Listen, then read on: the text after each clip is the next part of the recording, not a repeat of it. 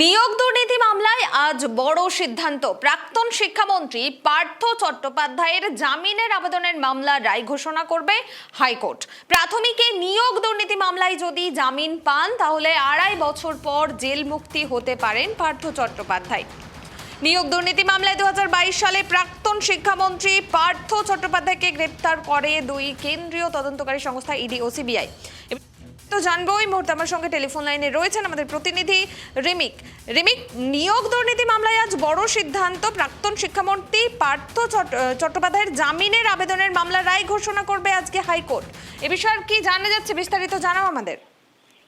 একদমই দেখো কুনামি, আর কিছুক্ষণ পরেই কিন্তু কলকাতা হাইকোর্টে পার্থ চট্টোপাধ্যায়ের যে জামিনের মামলা ছিল, আবেদন ছিল, সেই মামলার রায় ঘোষণা করবেন কলকাতা হাইকোর্টের বিচারপতি শুভ্রা ঘোষ।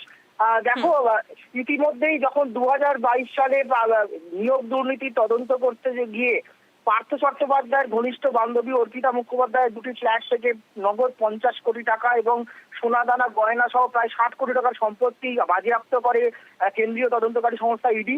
তারপরেই তাকে গ্রেপ্তার করে, আটক করে ইডি, এবং তারপরে নিয়োগ দুর্নীতিতে একাধিক নিয়োগ দুর্নীতির মামলায় নাম জড়ায় পার্থ চট্টোপাধ্যায় এবং পরে তাকে সিবিআইও গ্রেপ্তার করে।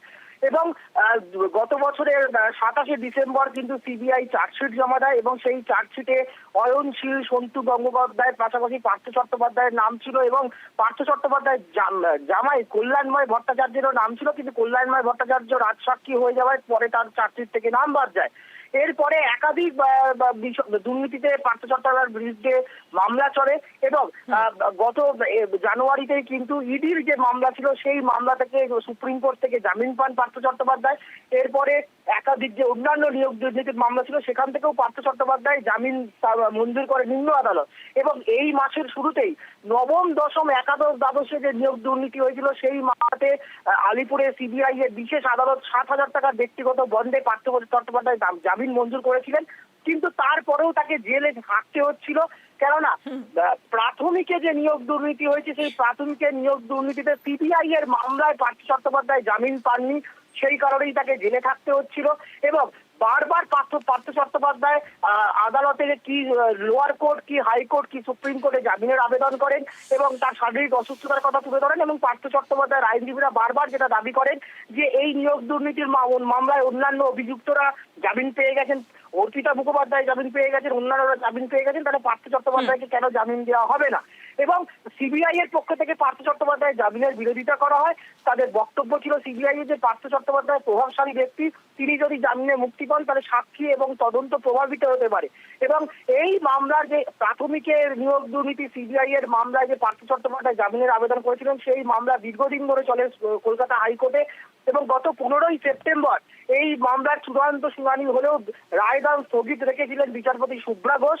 আজকে সেই পার্থ চট্টোপাধ্যায় যে জামিনের আবেদনের যে মামলা তার কিন্তু রায় ঘোষণা করবে সকাল 10:30টার পরেই কলকাতা হাইকোর্টের বিচারপতি শুভ্রা ঘোষ। এবং পার্থ চট্টোপাধ্যায়কে যদি কলকাতা হাইকোর্ট আজকে জামিন দিয়ে দেয় বা তার জামিন যদি মঞ্জুর করে তাহলে বলা যায় প্রায় 2.5 বছর পর পার্থ চট্টোপাধ্যায় অবশেষে দুর্গাপুজোর আগে জেল থেকে মুক্তি পাবেন, এমনটাই কিন্তু দাবি করছেন পার্থ চট্টোপাধ্যায়ের আইনজীবীরা। এখন দেখার কলকাতা হাইকোর্ট তার জামিন মঞ্জুর করে নাকি প্রভাবশালী তত্ত্ব যেটা সিবিআই বারবার করেছে সেই তত্ত্বে তার জামিনের আবেদন খারিজ করে দেয়।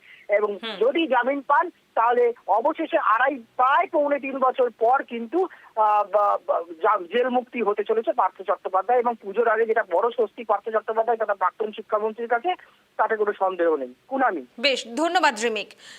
যে খবরের দিকে আমাদের নজর রয়েছে, নিয়োগ দুর্নীতি মামলায় আজ বড় সিদ্ধান্ত। প্রাক্তন শিক্ষামন্ত্রী পার্থ চট্টোপাধ্যায়ের জামিনের আবেদনের মামলার রায় ঘোষণা করবে হাইকোর্ট। অর্থাৎ আজকে কিন্তু একেবারেই বড় সিদ্ধান্ত হতে চলেছে। অর্থাৎ পার্থ চট্টোপাধ্যায় জামিন পান কিনা, অর্থাৎ প্রায় 3 বছর হতে চলো, 3 বছর পর তিনি জামিন পান কিনা এবার পুজোর আগে সেদিকে কিন্তু আমাদের নজর থাকছে। নাকি বারংবার যেটা দাবি করা হয়েছে যে পার্থ চট্টোপাধ্যায় প্রভাবশালী সেই কারণে তার জামিন কিন্তু বারবার মঞ্জুর হয়নি, সেদিকেই এবার কলকাতা হাইকোর্ট সেই যুক্তিতেই অনড় থাকে, সেদিকে কিন্তু আমাদের নজর রয়েছে।